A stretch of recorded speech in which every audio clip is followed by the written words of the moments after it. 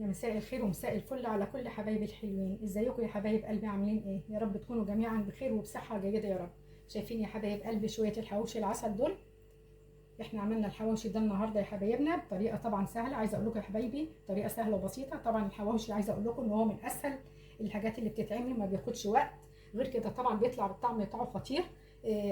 كمان احنا عارفين السر اللي كان بيضيفه الجزار على اللحمه، في سبيل ان اللحمه بتاعتنا كمان ما تطلعش مكتومه في قلب رغيف الحواوشي، يطلع اللحمه من جوه بتاعتنا تبقى نافشه كده وطعمها حلو، ما تبقاش مكتومه، والطعم طبعا بيطلع خطير زي ما انتم شايفينه كده يا حبايبنا. يلا بينا يا حبايبنا نخش على الطريقه ونقول احنا عملنا ازاي. نبدا كده يا حبايبنا الاول ان احنا بنسمي ونصلي على سيدنا محمد وعلى اهله وصحبه اجمعين. بصوا يا حبايبنا بقى، انتوا عارفين طبعا الحواوشي روحه البصل، فالنص كيلو لحمه عليها نص كيلو بصل، احمر ابيض اللي متوفر عندكم انتوا بتحطوه. فالنص كيلو بياخد نص كيلو بصل، الكيلو بياخد كيلو بصل. بصوا بقى يا حبايبنا، انا معايا هنا التوابل بتاعتنا اهي.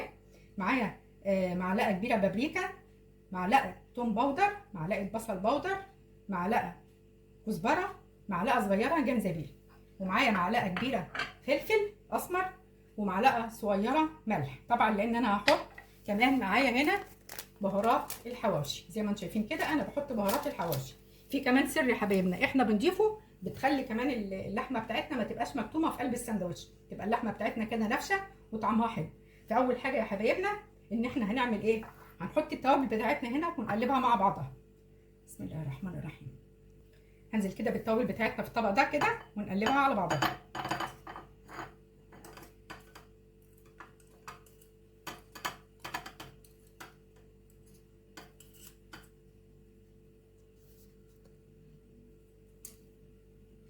يا حبايبي انا حطيت كده التوابل ما عدا الملح.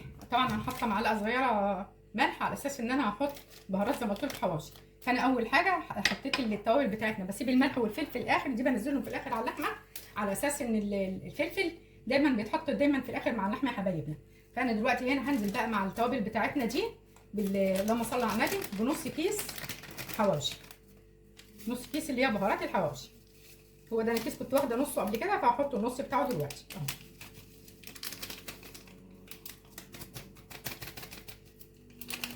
ونبدا نقلب التوابل بتاعتنا كلها الاول مع بعضها. عايزه اقول لكم يا حبايبنا الريحه بتاعتها خطيره، تحبوا تشموا ريحتها، الريحه بتاعتها جميله. بصوا يا حبايبنا بقى، هنبدا بقى اول حاجه ان احنا نعملها ان احنا هنفرم البصل بتاعنا. بصوا يا حبايبي بقى، انا طبعا علشان الكبه بتاعتي مش كبيره، فهبدا افرم البصل بتاعنا على مرتين. نحط البصل اهو يا حبايبنا ونفرمه كده. بسم الله الرحمن الرحيم.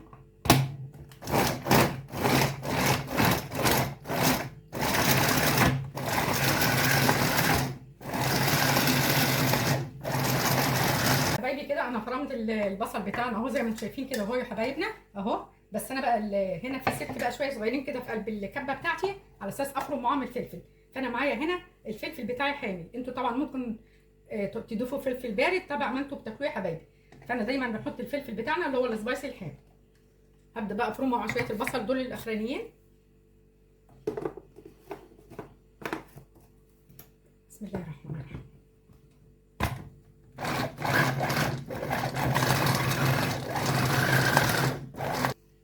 بصوا يا حبايبي كده انا فرمت الفلفل بتاعنا اهو مع البصل. هبدا بقى انزل بقطعه من الثوم المهروس في الاخر كده عشان تفضل ريحه الثوم موجوده اهو. طبعا انا حاطه ثوم باودر، فبرده هحط حوالي يعني معلقه ايه صغيره كده من الثوم المهروس.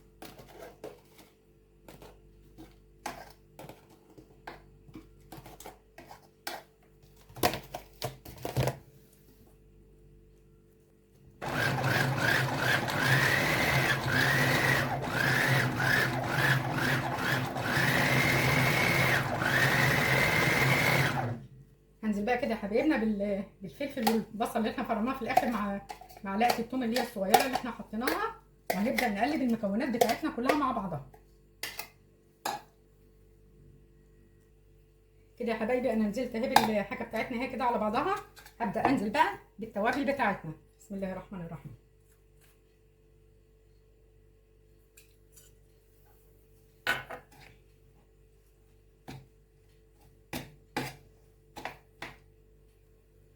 لازم ندعك المكونات بتاعتنا كلها مع بعضها يا حبايبنا عشان تبقى الحاجه بتاعتنا طعمها حلو، كله يتداخل مع بعضه. معلش انا ما بحبش البس يا حبايبي الجلافز، فانا اتعودت على كده، بحب احس الحاجه بايديا. بس حبايبي انا قلبت الحاجه بتاعتنا، مش عايزه اقول لكم الحاجه بتاعتنا الحته خطيره. البصل مع الحاجه مع التوابل اللي احنا حاطينها مديه طعم خطير. هبدا بقى. بصوا يا حبايبي بقى، انا هنا معايا نص كيلو لحمه مفرومه زي ما قلت لكم في اول الفيديو. هنزل بيه طبعا اللحمه. يبقى انا نزلت اهو معايا كده نص كيلو لحمه مفرومه نزلتها. اللحمه بتاعتنا هي زي ما انتم شايفينها كده ملبسه، بس انا برده ما بكتفيش بكده، بحب احط بقى ايه اللي هي مش عايزه اقول لكم بتودي الحواوشي او الكفته في طعم تاني خالص. فانا معايا هنا زي ما انتم شايفين كده يمكن يعني اهو يعني كام معلقه كده من اللي فرمتها، وهنزل بيها على الحاجه بتاعتنا.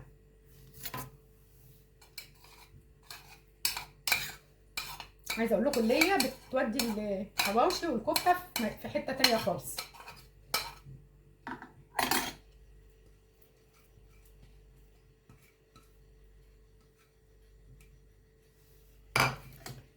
هنزل بقى يا حبايبنا هنا دلوقتي بالملح والفلفل الاسمر بتاعنا اللي احنا ما نزلناش بيه. السر بقى يا حبايبنا اللي هم بره بيضيفوه على اللهم صل على النبي على الحواوشي، بيخلي الحواوشي بتاعنا نافش كده وطعمه يعني حلو كده مش مكتوم في قلب السندوتشات. بيضيفوا البيكنج باودر. فانا هنا عشان نص كيلو هضيف معلقه صغيره بيكنج باودر اهي زي ما شايفينها كده يا حبايبي اهي، معلقه صغيره بيكنج باودر. وهبدا بقى اقلب المكونات بتاعتنا مع بعضها.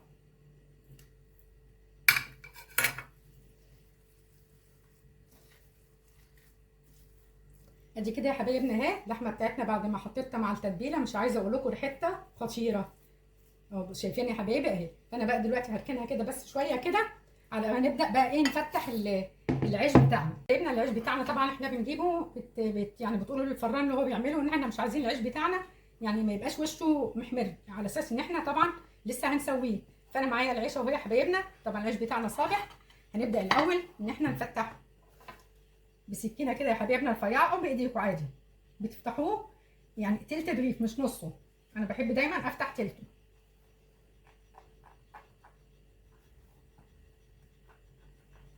اهو بصوا كده يا حبايبي شايفين اهو، هتفتحوهم كلهم كده بالطريقه دي. بصوا حبايبي بقى انا فتحت العيش اهو، وطبعا لازم نحطه تاني في كيس عشان العيش بتاعنا ما ينشفش يا حبايبي، لو نشف هتيجوا تحطوا فيه الحشوه بتاعته هتلاقوه اتقطع منكم. نبدا بقى كده يا حبايبنا نحشي العيش بتاعنا. بسم الله الرحمن الرحيم. طبعا انتوا اللي عايزينه بقى تخين عايزينه رفيع دي حاجه ترجع لكم يا حبايبي. فانا هبدا الاول كده بسم الله الرحمن الرحيم.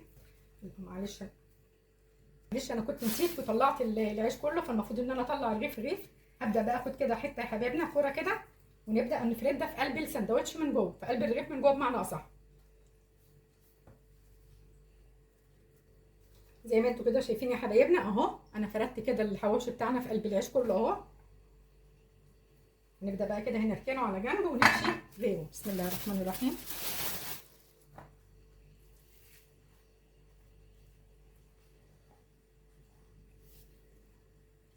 بصوا يا حبايبي بقى كده انا حشيت الخمسه دول زي ما شايفينهم اهم كده، حشيتهم يا حبايبي الخمسه دول اهم.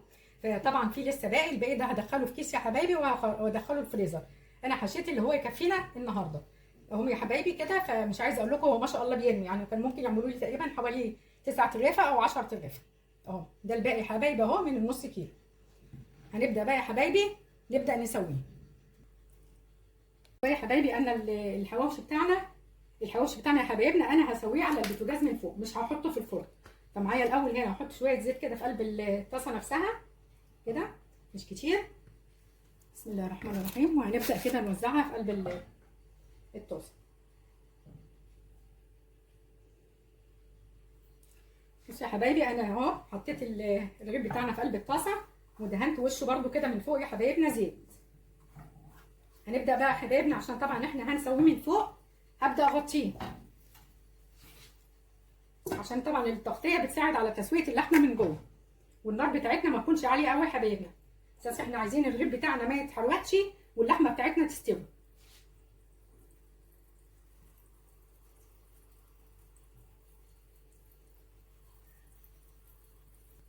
بصوا يا حبايبنا كل حوالي كده 20 ثانيه ولا حاجه بتبداوا تضغطوا على الرغيف من فوق كده يا حبايبي. تبداوا تضغطوا على الرغيف بتاعنا كده من فوق يا حبايبي اهو. دقيقه كده وهنبدا نقلبه. احنا هنقلبه كده شويه وكده شويه.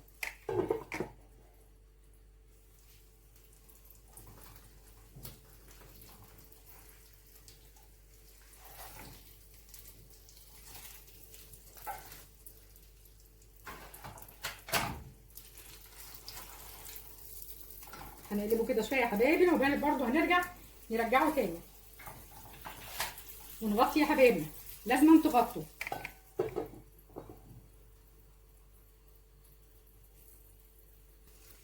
نبدا برده نقلبه تاني كده يا حبايبنا اهو، عشان نطمن ان العيش بتاعنا ما اتحرقش. اهو كده يا حبايبي شايفينه اهو. وبرده اغطي تاني.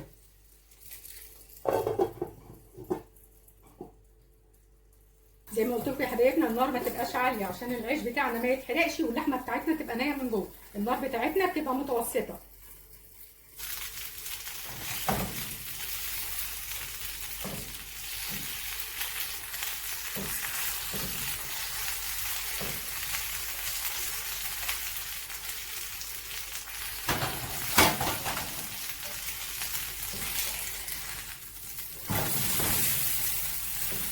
شايفين الحواوشي بتاعنا اهو. العيش بتاعنا ما شاء الله كله سوا واحد يا حبايبنا كده زي ما انتم شايفينه ومش محروق.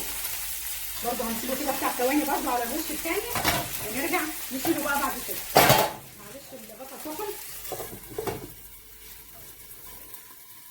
ادي كده يا حبايبنا الرغيف بتاعنا اهو استوى. الرغيف الاولاني اهو زي ما انتم شايفينه كده اهو. شايفين شكله يا حبايبي زي الفل. هنبدا بقى يا حبايبنا ننزل بقى برضه بشويه زيت زي ما عملت معاكم كده في اول رغيف كده اهو. شويه زيت صغيرين وهبدا انزل بالرغيف بتاعي. ادي كده يا حبايبنا الرغيف الثاني اهو استوى زي ما انتم شايفينه كده يا حبايبنا اهو. هنبدا نشيله بقى. هكمل بقى السوا يا حبايبنا وارجع لكم. ادي كده يا حبايب قلبي الحواوشي بتاعنا بعد ما سويناه زي ما انتم شايفينه كده طالع زي الفل. عايزه اقول لكم كمان يعني الطريقه بتاعته من فوق اللي انتوا لما بتسووها من فوق على البوتاجاز دي طريقه سهله وما بياخدش وقت. وكمان يعني السوا بتاعه بيطلع خطير زي ما انتم شايفين كده يا حبايبي. ادي اللحمه بتاعتنا اهي من جوه شايفينها مستويه وزي الفل. طبعا عايزه اقول لكم كمان بقى غير طبعا طعمه وريحته. عايزه اقول لكم بقى يا حبايب قلبي بقى لو الفيديو بتاعنا عجبكم النهارده ما تنسوناش بقى في الشير واللايك وعلامه الاشتراك. اترككم في رعايه الله والسلام عليكم ورحمه الله وبركاته.